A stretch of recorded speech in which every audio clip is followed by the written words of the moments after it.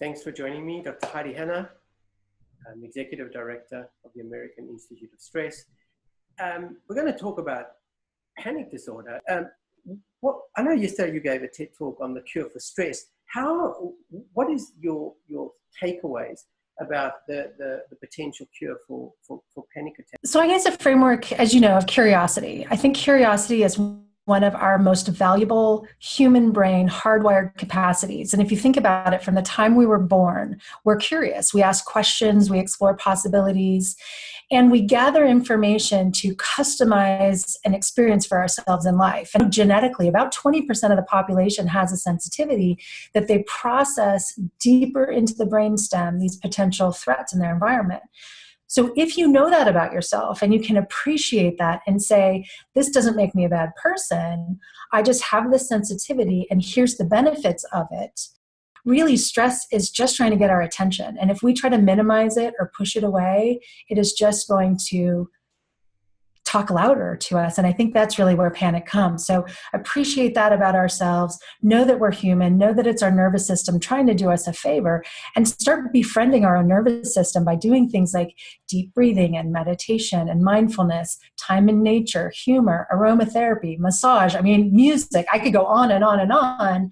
I think people need to customize their own toolkit based on their own needs, and you got to get curious about it and really make it personalized.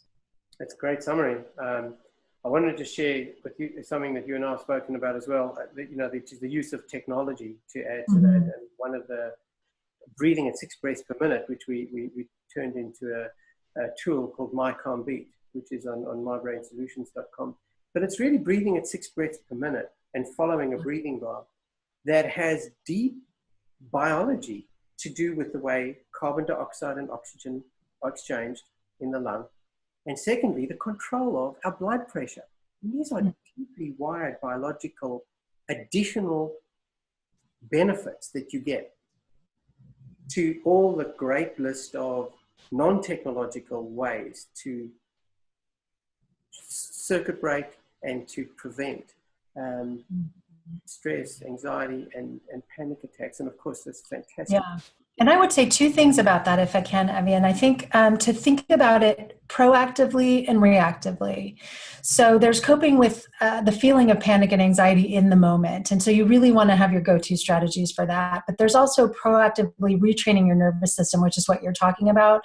I now do at least 20, sometimes 30 minutes of breathing exercises. And I have been shocked to see that, meditation, which I also really enjoy, just that breathing, that simple breathing without the structure and the spirituality and all the other things that are fun to play in, that breathing in that rhythmic pace is so key.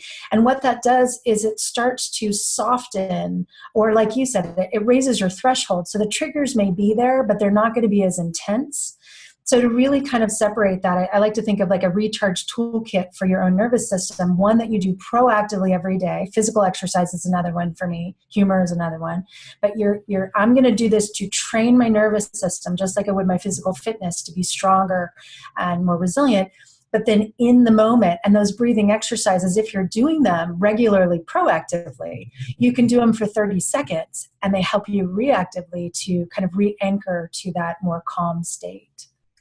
Thank you, Heidi. We'll leave it there. See you next time.